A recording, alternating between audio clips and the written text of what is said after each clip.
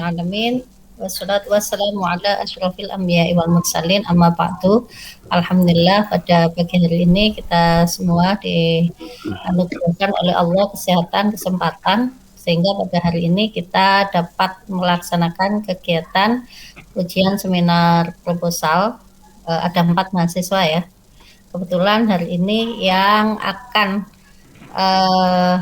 melaksanakan ujian seminar proposal pertama adalah mahasiswa bimbingan saya atas nama Muhammad Jahaduddin.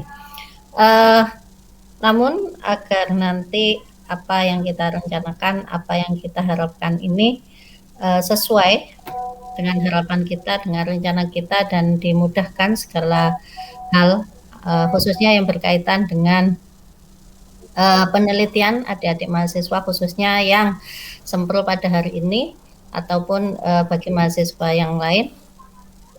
Mudah-mudahan dimudahkan dan dilancarkan. Kita awali dengan baca doa bersama dengan baca Ummul Kitab. Al-Fatihah. Bismillahirrahmanirrahim.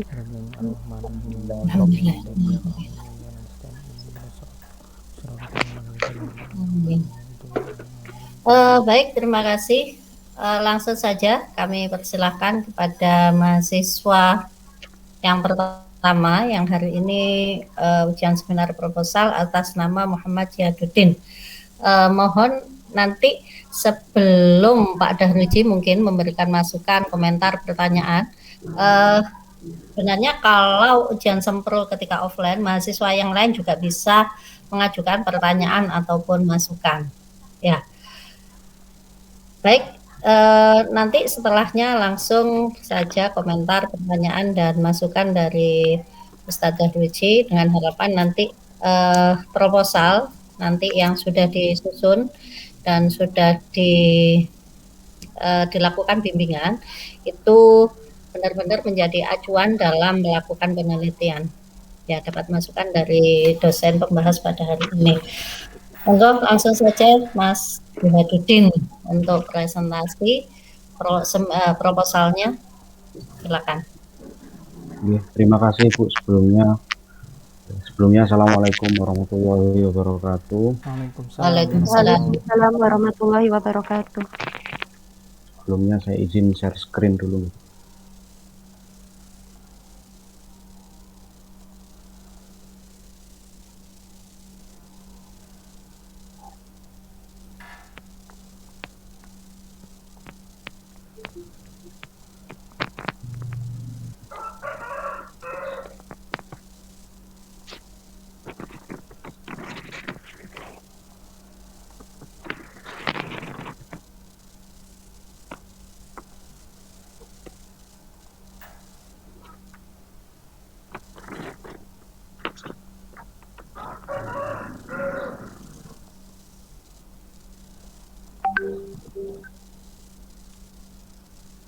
Sebelumnya Bapak, apakah PPT saya sudah terlihat jelas, Bapak? Sudah. Oke, sebelumnya yang saya hormati Ibu Lili Suaibah SHG MPD selaku dosen pembimbing saya. Yang selanjutnya saya hormati Bapak Dahruji SE MEI selaku dosen penguji pada pagi hari ini. Pertama, mari kita panjatkan syukur kehadirat Allah Subhanahu wa taala karena berkat limpahan rahmatnya kita bisa berkumpul meskipun dalam online dalam kegiatan seminar proposal pada pagi hari ini. Langsung saja di sini saya Muhammad Jahaduddin dari Ekonomi Syariah Angkatan 2017 dengan NIM 170721100036 akan mempresentasikan hasil proposal saya yang berjudul menghadapi strategi peningkatan pendapatan pengrajin di masa pandemi berbasis ekonomi kreatif. Mohon maaf sebelumnya Pak, strategi peningkatan pendapatan pengrajin di masa pandemi berbasis ekonomi kreatif ditinjau dari perspektif ekonomi Islam. Studi kasus pengrajin mebel Desa Sumberdadap Kecamatan Pecalungan Tulungan. Latar belakangnya yang pertama yaitu dari kondisi saat ini telah terjadi wabah penyakit COVID-19 yang berdampak ke seluruh sektor. Nah, terutama sektor saat ini yang paling terdampak yaitu sektor ekonomi dan sub bidangnya di bidang pengusaha kerajinan.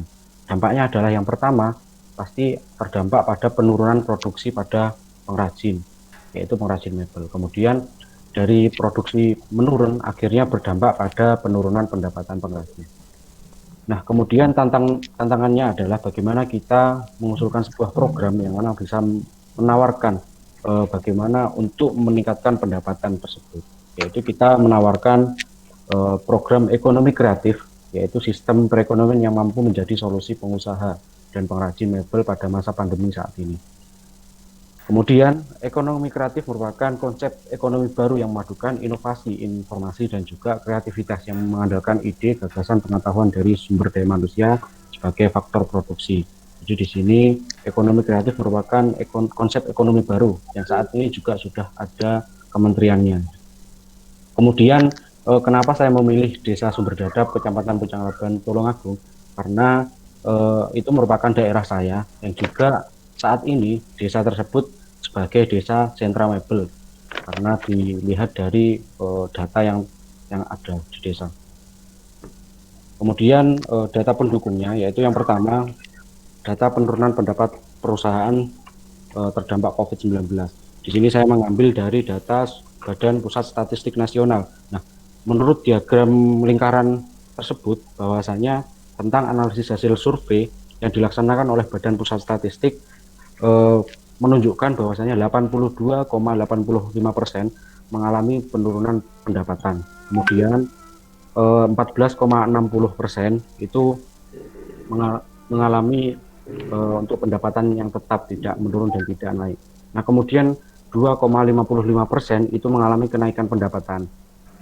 Survei ini menurut skala perusahaan mikro, kecil, menengah, dan besar. Nah, survei ini diambil dari berbagai perusahaan barang atau jasa yang salah satunya merupakan perusahaan furnitur. Nah, kemudian data yang lain menunjukkan saya mengambil dari data web resminya dari HIMKI, yaitu Himpunan Industri Mebel dan Kerajinan Indonesia, yaitu menyatakan 30% dari total tenaga kerja subkontraktor industri furnitur atau mebel telah mengalami PHK dengan alasan karena penurunan pendapatan dari perusahaan tersebut. Kemudian data selanjutnya yaitu data perkembangan tentang ekonomi kreatif. Di sini dari data diagram di samping bahwasanya kontribusi PDB industri kreatif pada tahun 2002 sampai 2006 berdasarkan harga konstan 2000 adalah sebesar 104,6 triliun rupiah, yaitu industri kreatif atau ekonomi kreatif berperan atau kontribusi sebesar 6,3 dari total nilai PDB nasional. Kemudian pada tahun 2014 ekonomi kreatif diperkirakan telah berkontribusi sebesar 7,1%, yaitu terhadap PDB nasional, menyediakan 12 juta tenaga kerja dan memberikan kontribusi perolehan devisa negara sebesar 5,8%. Nah, dalam 5 tahun ke depan sektor industri kreatif ditargetkan memiliki kontribusi yang sebagai berikut. Kemudian dilihat dari data perkembangan ekonomi kreatif diharapkan pada saat ini, saat pandemi COVID-19, diharapkan mampu menyelesaikan masalah penurunan pendapatan dan juga pendapatan masyarakat khususnya di bidang furnitur atau mebel. Kemudian rumusan masalah yang saya angkat yaitu yang pertama, bagaimana strategi peningkatan pendapatan pengrajin mebel di masa pandemi berbasis ekonomi kreatif di Desa Sumberdadap. Kemudian yang kedua, rumusan masalah bagaimana strategi peningkatan pendapatan pengrajin mebel di masa pandemi berbasis ekonomi kreatif ditinjau dari perspektif ekonomi Islam di Desa Sumberdadap, Kecamatan Pucang Laban, Tulungagung. Kemudian tujuan penelitian yang saya teliti yaitu tujuan utama dari penelitian ini untuk mengetahui apakah ekonomi kreatif merupakan strategi yang tepat dalam meningkatkan pendapatan pengrajin mebel di Desa Sumberdadap jika ditinjau dari ekonomi Islam di masa pandemi saat ini. Nah, kemudian kegunaan penelitian bagi peneliti, dengan adanya penelitian ini diharapkan bertambahnya pengetahuan. Kemudian bagi pembaca, dengan adanya penelitian ini diharapkan para pembaca dapat mengetahui mengenai strategi ekonomi kreatif yang ditinjau dari ekonomi. Kemudian bagi universitas, dengan adanya penelitian ini diharapkan dapat memberikan tambahan referensi ilmiah yang terpercaya dan dipertanggungjawabkan dalam bidang studi ekonomi, khususnya studi ekonomi syariah. Kemudian kajian pustaka yang saya ambil yaitu yang pertama skripsi oleh Ummul Rahmah pada tahun 2017 Universitas Islam Negeri Raden Intan Lampung, yaitu analisis peran ekonomi kreatif dalam peningkatan pendapatan pengrajin ditinjau dari perspektif ekonomi Islam. Studi pada petani kencur, Desa Fajar Asri, Kecamatan Seputi Agung, Kabupaten Lampung Tengah. Kemudian skripsi oleh Leli Farida pada tahun 2018, Universitas Islam Negeri Raden Intan Lampung, yaitu analisis strategi pengembangan produk pangan lokal dalam meningkatkan industri kreatif perspektif ekonomi Islam, yaitu studi kasus pada Kecamatan Bandar Sri Bawono, Kabupaten Lampung Timur.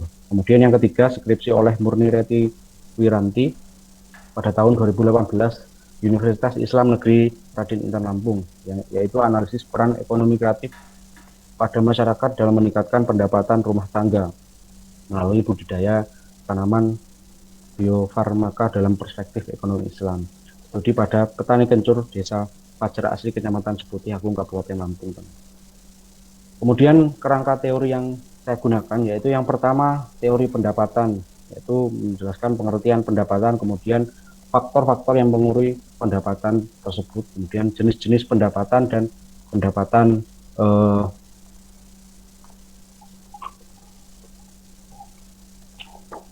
kemudian yang selanjutnya kerangka teori yaitu ekonomi kreatif yang menjelaskan pengertian ekonomi kreatif itu, kemudian indikator keberlangsungan ekonomi kreatif. Nah, kemudian yang selanjutnya yaitu teori produksi, karena di sini masalah utamanya adalah dengan penurunan produksi yang mengakibatkan penurunan pendapatannya tadi. Yaitu yang pertama pengertian produksi, kemudian faktor-faktor produksi, kemudian produksi dalam Islam, kemudian norma dan etika dalam produksi.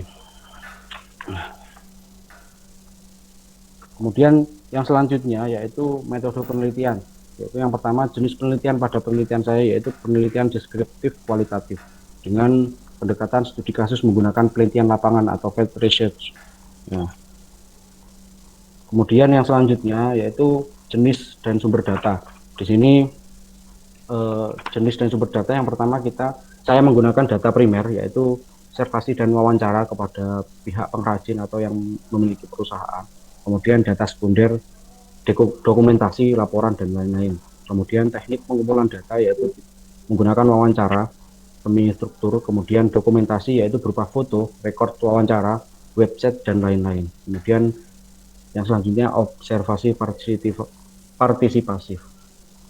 Kemudian yang selanjutnya metode analisis data yaitu reduksi data, kemudian penyajian data, dan juga kesimpulan. Kemudian tempat atau lokasi penelitian saya yaitu di Desa Sumber Dadap, Kecamatan Pojang Laban, Kabupaten Tulungagung, yang mana sekarang menjadi desa sentra mebel salah satu di Kabupaten Tulungagung dan juga di Jawa Timur. Mungkin cukup sekian yang dapat saya sampaikan. Mungkin dari Bapak atau dari teman-teman terlebih dahulu ada pertanyaan, monggo dipersilahkan.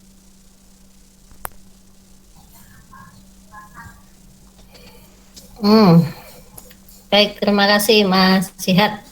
Barangkali sebelum Pak Daruji memberikan masukan ataupun pertanyaan terkait dengan proposalnya Mas Jihat, barangkali dari audien yang lain akan memberikan masukan juga boleh, atau pertanyaan, dipersilakan sebelum masuk ke Pak Daruji ya. Karena ini mahasiswa yang lain kan sebagai audien yang mana tujuannya untuk belajar bersama bagaimana menulis proposal yang baik begitu.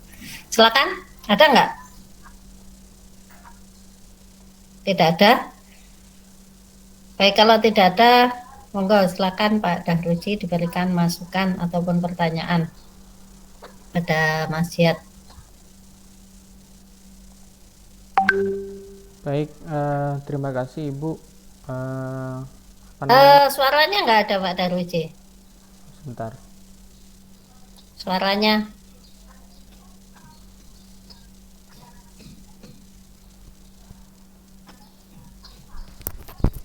Tes. Nah, sudah. Ya.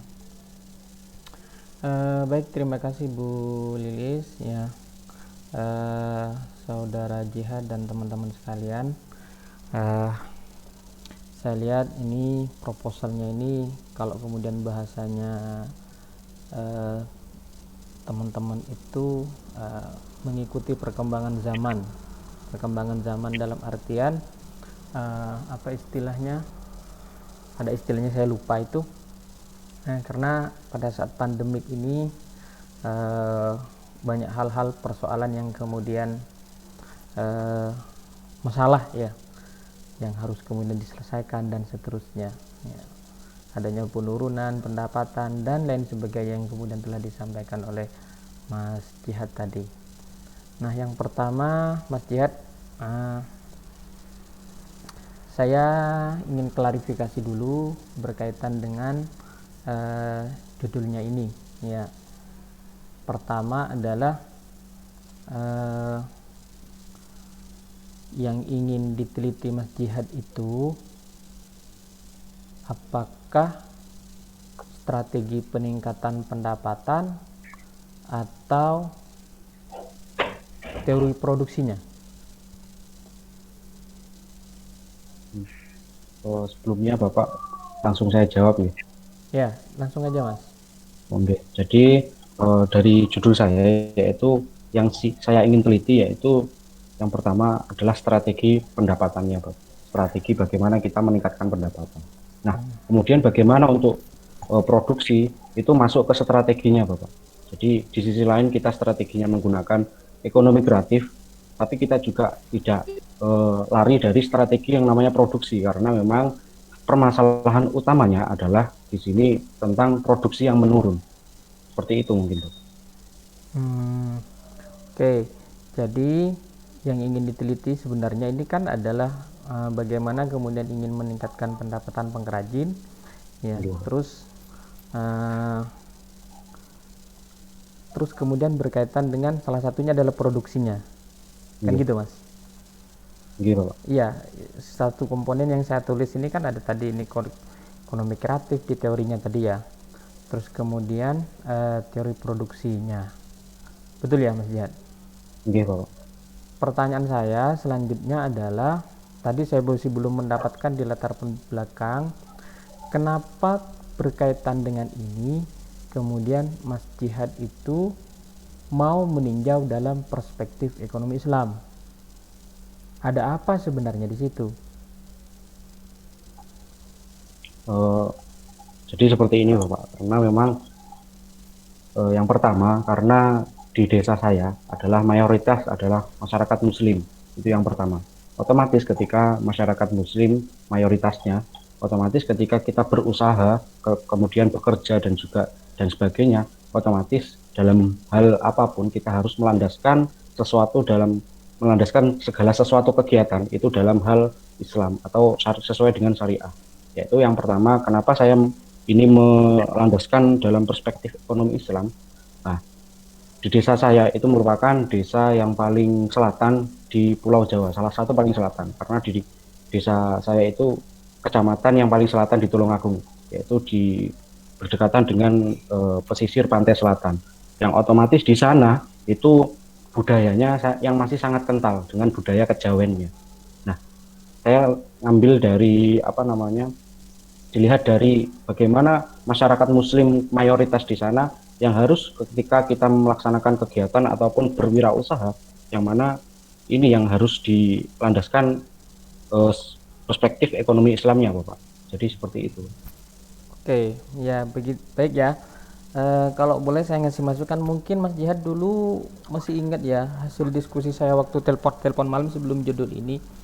Jadi Bapak, saya masih ingat.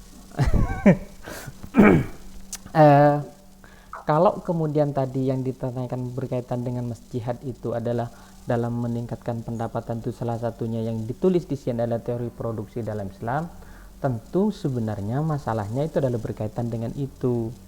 Ya, kenapa kemudian ini mau ditinjau dari perspektif ekonomi Islam?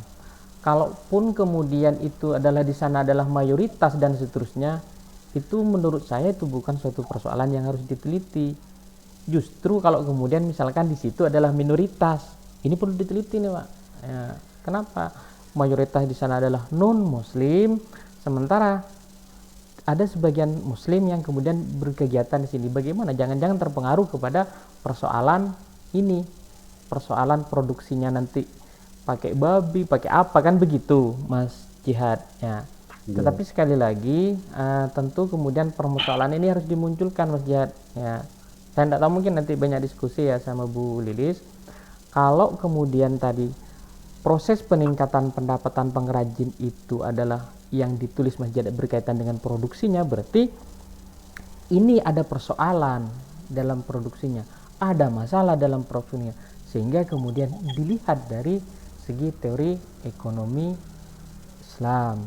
Saya kasih gambaran begini dulu ya. Dulu ada temannya itu adalah meneliti berkaitan dengan sarung keris. Ya, produksi sarung keris. Ya, sarung keris itu tempatnya lah. Nah, kenapa kemudian dilihat dari situ? Ternyata persoalan keris itu kan apa namanya? Jangan-jangan keris ini nanti dibuat ini, dibuat itu dan seterusnya. Dibuat puja-pujaan dan seterusnya. Nah, ya, jadi sekali lagi saya masih belum menemukan alasan kemudian Mas Jihad itu persoalan peningkatan pendapatan ini dari segi produksinya saja, gitu ya Mas Jihad. Terus yang selanjutnya, apakah cuman hanya persoalan produksi saja yang kemudian upaya daripada pengrajin ini dalam meningkatkan pendapatan? Saya kok malah melihat mungkin di masa pandemik itu adalah bukan persoalan produksinya, tetapi adalah persoalan misalkan distribusinya atau pemasarannya, Mas. Kalau saya lihat nih ya. Gitu. Kalau produksinya kan ya biasa-biasa aja kan, selama ini mungkin sebelum pandemik kan berjalan dan seterusnya. Apakah kemudian setelah masa pandemik ini kemudian produksinya diturunkan atau bagaimana? Ini yang belum saya dapatkan. Apalagi tadi seperti saya sampaikan tadi belum menyentuh kepada persoalan why kemudian ditinjau dalam perspektif ekonomi Islam ya. Atau mungkin ada hal-hal yang lain, misalkan seperti saya sampaikan tadi, ini dari segi distribusinya atau pemasarannya misalkan begitu. Kenapa dalam rangka ini kemudian pendapatan meningkatkan pendapatan. Contoh misalkan ada warung karena sepi pada masa pandemik ini ya. Apa yang dilakukan oleh warung itu? Ternyata adalah dia tidak memperbaiki produk atau tidak mengubah produksinya dalam meningkatkan pendapatan ya. Tetapi apa yang dia lakukan? Dia memperbaharui cara cara pemasarannya dan seterusnya. Mungkin Mas Jihad pernah lihat ya, ada di jalan-jalan itu di Bangkalan, bahkan di Malang, saya kemarin lihat di Malang, di beberapa tempat itu produk yang biasanya kita temukan di KFC dijual di jalan-jalan. Apa namanya itu ya? Pokoknya selama ini belum pernah kita lihat, ternyata mereka jualannya di jalan-jalan ya. Sekali lagi dalam rangka apa mereka adalah kemudian ini sebenarnya menambah omset, menambah pendapatan. Kenapa? Warungnya sepi, tempatnya sepi. Bukan hamburger, apa itu, kayak roti itu, Kebab mungkin Pak. Hah? Kebab mungkin Pak. Bukan. Dijual 100.000 gitu. Apa itu? Lupa Pizza, saya. Pak. Pizza. Ya kan? Dulu pernah kita lihat sebelum pandemik dijual di jalan-jalan. Enggak pernah. Kalau saya enggak pernah dijual. Sekarang itu di Bangkalan, di Malang, dijual di jalan-jalan itu. Sebenarnya dalam rangka apa itu? Saya yakin itu dalam rangka pendapatan, bukan persoalan produksinya ya. Oke lah. Jadi Mas Jihad, nanti mungkin bisa didiskusikan lagi berkaitan dengan atau kemudian melihat di pengrajin di desa mebel ini berkaitan dengan peningkatan pendapatan itu ya. Poin, apakah kemudian hanya produksinya saja? Kalau saya melihat kepada kasus tersebut, warung dan kasus itu bukan persoalan produksinya, tetapi adalah persoalan distribusi atau kemudian pemasarannya bagaimana. Gitu Mas Jihad. Ya. Jadi saya boleh menanggapi sebentar Pak. Iya, silakan. Jadi seperti ini Pak. Kemarin ketika saya membuat proposal itu sebenarnya saya menginginkan untuk teori pemasaran itu masuk ke dalam teori yang saya pakai. Tetapi ketika saya di rumah dan bertanya-tanya kepada tetangga-tetangga saya yang memiliki perusahaan mebel, ternyata dalam hal Pemasaran. untuk pemasaran itu sudah ada pembaharuan, atau bisa dikatakan yang sebelumnya dari perusahaan mebel tersebut pemasarannya biasanya kalau di desa saya itu dengan cara keliling di desa lain, bukan di desa sendiri. Tetapi sekarang dalam hal pembaharuan, apalagi sekarang masuki era society 5.0, itu kebanyakan sudah menggunakan yang namanya internet, Bapak. Jadi saya berpikir apakah itu juga masuk ke permasalahan. Nah, itu kemarin saya memutuskan karena permasalahannya masuk ke produksinya, karena memang untuk produksinya itu menurun karena dari ketika pemasarannya itu tidak sesuai, Pak. Maksudnya dalam hal produksi dari konsumen itu tidak ada respon produksinya ini kelihatannya kurang ada inovasi seperti itu kalau menurut saya kemarin, Bapak. Jadi kurangnya inovasi terhadap produksinya. Jadi seperti itu. Makanya kemarin selain dimasukkan teori ekonomi kreatif, karena memang dari teori yang utama dari sini itu dimasukkan teori produksinya. Jadi bagaimana kita nanti pengrajin mebel itu memproduksi dalam skala yang besar, tetapi dalam hal bisa menginovasi produknya tersebut, Pak. Karena dari produksinya dari kemarin itu menurun karena memang dari konsumennya yang kurang merespon. Karena produknya itu aja seperti itu. Mungkin itu tanggapan saya, Bapak. Iya, bagus ya. Cuman kalau saya lihat persoalan kemudian inovasi produk dan seterusnya ini kan tidak ada kaitannya dengan pandemik. Apa ada kaitannya dengan pandemik misalkan? Berarti kalau inovasi produk itu mau pandemik maupun tidak, ya kalau kemudian di masa pandemik kemudian tidak inovatif, ya apalagi di masa pandemik kan gitu. Jadi kalau menurut saya itu tidak ada kaitannya dengan ketika pandemik atau tidak, ya. Tetapi kan orang jadi kan mungkin begini, orang kemudian pendapatannya kemudian menurun karena tidak datang ke warung kan, misalkan begitu Mas. Kalau kita berbicara tentang warung, mereka tidak beli di warung, bukan persoalan karena makanannya tidak enak. Kenapa? Sebelumnya rame nih, ya sebelumnya rame, mungkin di itu juga rame juga, sebelumnya rame. Di sebelum pandemik pengrajin itu laku terus. Tapi kemudian ketika kemudian masa pandemik ini kan kemudian terjadi penurunan pendapatan. Kenapa? Apakah karena tidak inovasi produk? Secara logika coba bisa dipikir oleh Mas Jihad. Nah, ketika itu menurun apakah karena kurang inovasi produk? Kalau kurang inovasi produk mestinya sebelumnya juga turun kan gitu. Tetapi kan enggak ini, ya. Tetap di sebelumnya pandemik bagus jalan kalau saya lihat misalkan. Nah, ketika pandemi kemudian ada penurunan. Nah, bagaimana caranya meningkatkan pendapatan? Oke, itu ya Mas Jihad ya.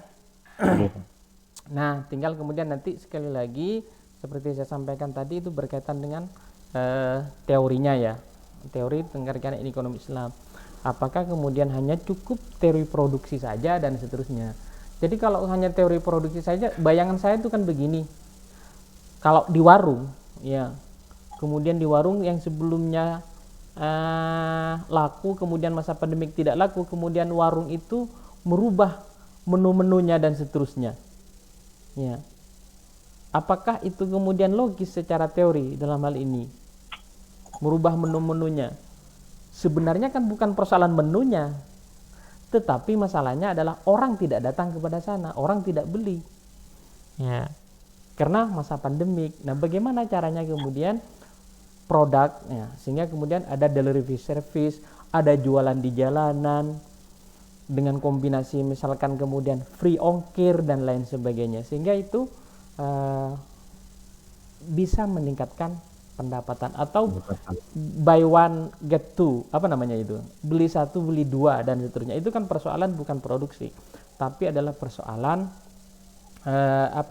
persoalan pemasaran, persoalan distribusi, gitu Mas Jihad. Tapi oke lah, nanti bisa didiskusikan sama Bu Lilis ya. Gitu. Nah, terus yang kedua, yang bukan yang kedua ini, yang kedua berapa ya? Yang selanjutnya adalah kalau kemudian kita lihat di landasan teori yang terakhir itu, Mas Jihad itu kemudian teori produksi nih, ya. Karena teori produksi bayangan saya itu adalah teori produksi yang dimaksud di sini adalah ini ada persoalan secara kalau kemudian kita lihat atau tinjau dalam perspektif ekonomi syariah. Tapi di pendahuluan kan tidak ada, Mas Jihad. Ya, ada pengertian produksi, ada kemudian faktor-faktor produksi, ya kan? Faktor produksi. Ini nulis Mas Jihad ini nulis seperti ini, ya, teori seperti ini tenaga kerja dan lain sebagainya. Apa kaitannya dengan penelitiannya Mas Jihad? Tentu kemudian sekali lagi ada kaitannya dengan pendapatan atau peningkatan pendapatan ini.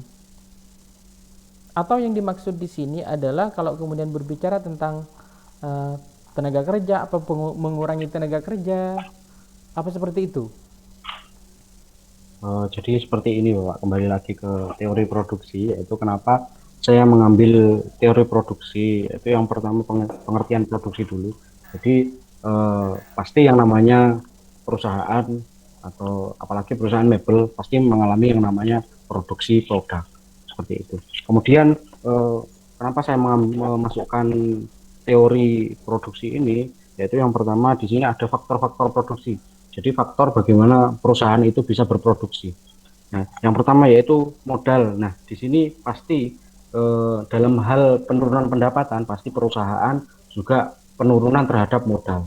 Nah, bagaimana perusahaan tersebut bisa membuat produksi yang mana sesuai dengan modal yang ada. Jadi penurunan modal ini kan dampak dari adanya pandemi tadi, Pak. Kemudian adanya yaitu tenaga kerja, dijelaskan tadi bahwasanya di laman webnya Himki itu dinyatakan bahwasanya di sana tenaga kerja di bidang produksi mebel ini itu menurun karena terdapat COVID, yaitu dirumahkan sekitar 120.000 orang dari perusahaan mebel. Kemudian yang selanjutnya terkait produksi yang selanjutnya yaitu kenapa saya mengambil produksi dalam Islam, kembali lagi Pak. Jadi ketika kita ini hanya sebagai acuan, Pak, sebagai acuan bahwasanya kita sebagai masyarakat Muslim atau mayoritas Muslim itu harus berproduksi yang sesuai dengan ilmu syariah atau syariat Islam. Nah, mungkin seperti itu, Pak. Oke, ya. Jadi kalau saya garis bawahi ini kan merupakan himbauan atau kemudian masukan daripada Mas Jihad, ya, bahwa sebagai seorang muslim harus memproduksi sesuai teori produksi dalam Islam kan begitu. Ya.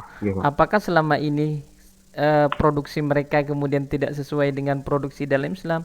Itu kan belum ada di Mas Jihad itu. Di pendahuluan, iya kan? Nah, sebenarnya kalau begitu, jadi misalkan kemudian ada indikasi-indikasi seperti yang saya sampaikan tadi, ya.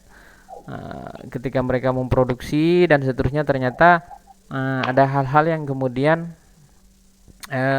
cacat yang disembunyiin, itu ada teorinya, Mas, ya. Atau kemudian dia memproduksi dari bahan-bahan yang kemudian tidak berkualitas tapi kemudian menyampaikannya secara berkualitas dan seterusnya, atau hal-hal yang lain. Nah, atau bahasanya itu adalah KW1, KW2 dan seterusnya. Ya, diproduksi KW3 tapi kemudian disestempel KW1 atau hal-hal yang lain. Ini yang berkaitan dengan produksi. Gitu ya, Mas. Jadi mungkin nanti itu bisa didiskusikan kembali lagi dengan pembimbing ya. Baik, yang terakhir Mas Jihad, penulisan ini sering saya bilang sebelum sudah bikin panduan wawancara enggak Mas Jihad? Belum, Bapak. Ya. Jadi sebenarnya ketika proposal itu sebaiknya akan disampaikan ini juga perhatikan kepada yang lain ya. Panduan wawancara itu perlu dibuat. Kenapa? teorinya sudah ada. Ya. Panduan wawancara itu kan berangkat dari sebuah teori. Itu kan sebenarnya. Sehingga kemudian nanti itu tidak ada problem nanti di akhir. Ya, ini tidak sesuai dengan teori lah dan seterusnya kan gitu. Nanti ketika di proposal itu sudah disampaikan teorinya, panduan wawancaranya, ini kan sebenarnya gampang kalau menurut saya kalau pendekatannya seperti ini. Nah, tinggal dibuat ini apa kemudian yang ditanyain itu sudah masuk kepada persoalan-persoalan yang dibuat atau kemudian disusun oleh Mas Jihad itu ya. Nah, daftar pustaka ini jadi penulisannya daftar pustaka nanti bisa melihat di buku panduan ya Mas Jihad. Jadi satu daftar pustaka itu adalah spasinya 1. Antar daftar pustaka itu adalah spasinya 2. Gitu ya Mas Jihad. Teori-teorinya nih, sebentar, metodenya sudah paham nih Mas Jihad ya? Insya Allah sudah paham, Pak. Sebentar, saya belum klarifikasi teorinya ini ya. Midpennya. Data sekunder, pengumpulan data, wawancara ya. Wawancara dengan metode wawancara apa yang dilakukan oleh Mas Jihad? Untuk wawancara, Bapak? Ya. Semi-terstruktur ini? Sebentar, Pak. Nggih, semi-struktur. Dokumentasi, observasi. Nah, ini yang kemudian sering kalau sebentar ya. Ini perhatikan juga teman-teman yang lain. Kalau wawancara itu hasilnya apa nanti, Mas? Istilahnya apa? Hasil wawancaranya? Iya. Apa namanya itu?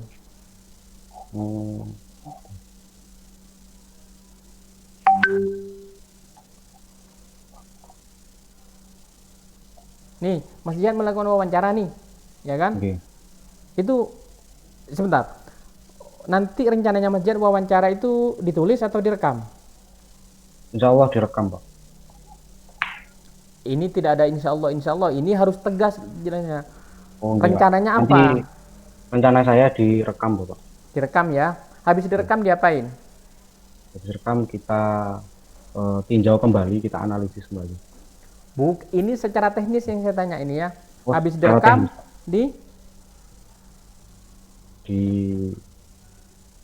ditulis, Bapak. Ditulis. Itu namanya apa namanya itu? Dibentuk tulisan. Apa namanya itu?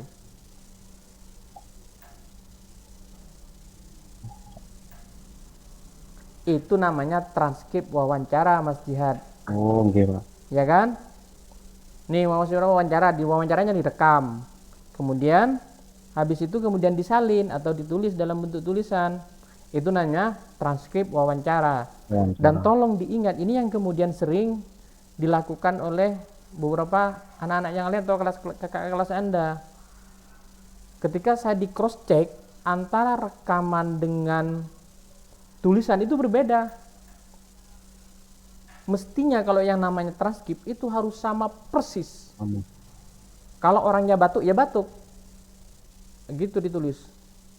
Kalau orangnya kemudian beberapa wawancara 5 menit kemudian dia ke kamar mandi, itu juga mestinya ditulis. Itu menggambarkan bahwa kondisi yang sebenarnya. Nah, jangan lupa kemudian dia berapa melakukan wawancara, kapan, di mana, pagi, siang atau malam. Ya, itu berbicara tentang jam siang atau malam. Kenapa? Sekali lagi itu akan menggambarkan kualitas dari data yang dikumpulkan oleh peneliti, oleh Mas Jihad nanti. Nah, ini yang sering banyak lupa oleh teman-temannya yang lain. Perhatian juga untuk teman-teman yang lain ya, ini ya. Oke ya. Terus kemudian, sebentar. Setelah ditranskrip, ini sudah ditulis nih. Terus diapain sama Mas Jihad? Banyak nih ternyata, kemudian wawancaranya ada 10 lembar. 1 orang misalkan. Oke, Pak. Jadi kita ambil apa yang penting sesuai dengan pertanyaan kita. Jadi kan biasanya kalau wawancara kadang beliaunya itu cerita, kita tulis semuanya, kita transkripkan. Nah, habis itu kita review atau tinjau apa yang harus kita ambil, yang penting yang bisa kita masukkan ke dalam data. Nah, itu Seperti proses itu. apa namanya, Mas? Itu yang namanya proses Ini sering saya tanyain, kalau oh, Mas Jihad itu kemudian sering mengikuti seminar, proposal dan sebagainya, ini sering saya tanyain. itu yang namanya mereduksi data, Bapak. Ah, Kalau data direduksi ya, diambil yang pokok-pokok yang berkaitan dengan itu ya. reduksi. Oke, setelah direduksi terus diapain, Mas? Itu setelah direduksi maka langkah selanjutnya itu di data penyajian data, disajikan datanya. Disajikan ya, Gitu. di display istilahnya, baru kemudian Gitu. diambil Disimpulkan. kesimpulan. Oke. Baik, yang selanjutnya dokumentasi, observasi. Mas Jihad menulis di sini observasi. Kalau dokumen jelas nih, dia berdasarkan Iya. sebentar. Dokumen adalah setiap tertulis dalam bentuk file atau rekod rekaman dalam penelitian. Rekaman yang dimaksud ini apa nih, Mas? Rekaman apa? Yang dokumentasi, Bapak. Iya, ini kan selain apa ini? Film atau video. Oke. Selain rekod dan rekaman. Rekaman yang dimaksud ini rekaman wawancara. Rekaman wawancara, Bapak. Bukan. Kalau rekaman wawancara itu masuk ke ini tadi, wawancara ya. Wawancara. Yang dimaksud dokumen ini adalah ya film, video, apalagi buku, apalagi di internet. Nah, seperti itu adalah dokumentasi. Artinya apa?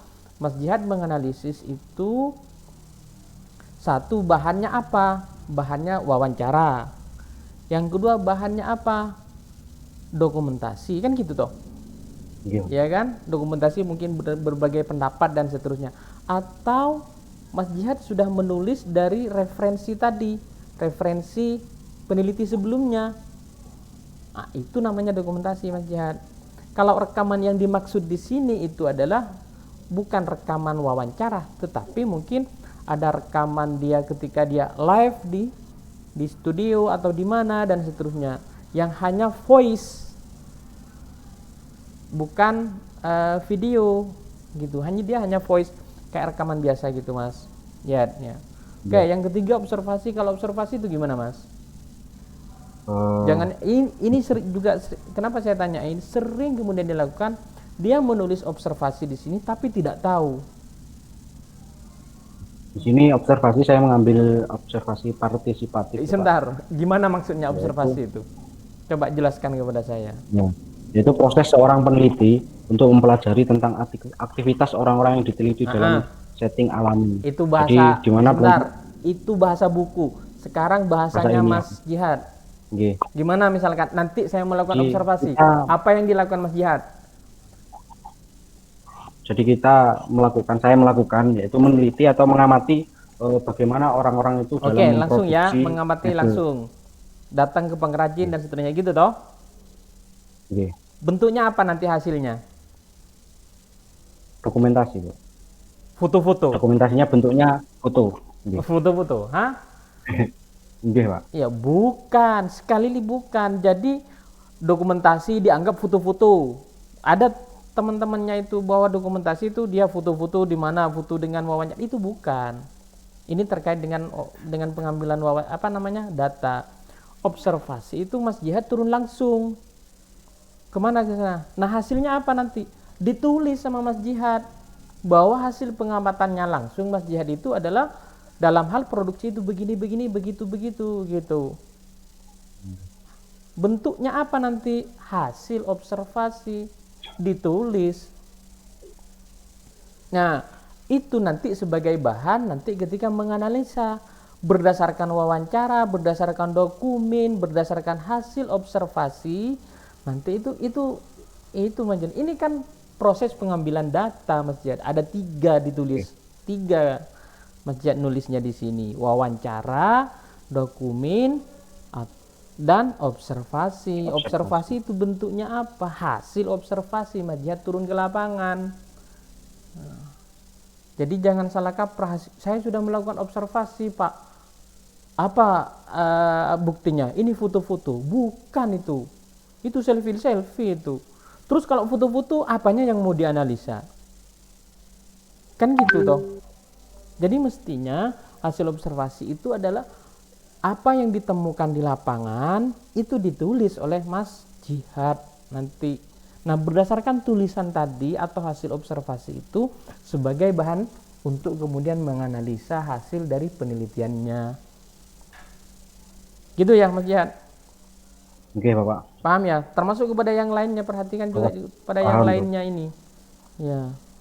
Dokumentasi dianggap foto-foto, bukan. Dokumentasi dalam hal ini adalah bukan foto-foto. Kalau foto-foto itu lampiran doang itu. Bukan proses pengambilan data. Gitu ya Mas Jihad? Mungkin itu Bu, Lilis dari saya. Kurang lebihnya mohon maaf. Saya kembalikan lagi ke Ibu Lilis. Baik, terima kasih Pak Dahruji. Bagus sekali ya masukan-masukan Jihad. Itu nanti dijadikan pegangan ya. Tadi sudah ada diskusi ya terkait apa yang menjadi masukan pertanyaan dari Pak Dahruji. Saya rasa sudah menemukan formulasi yang tepat ya. Bagaimana nanti acuan dalam melakukan penelitian sehubungan dengan judul dari penelitian Jihad yang kemarin kita bimbingan itu ya. Baik, selanjutnya siapa ini? Saya kurang paham jadwalnya.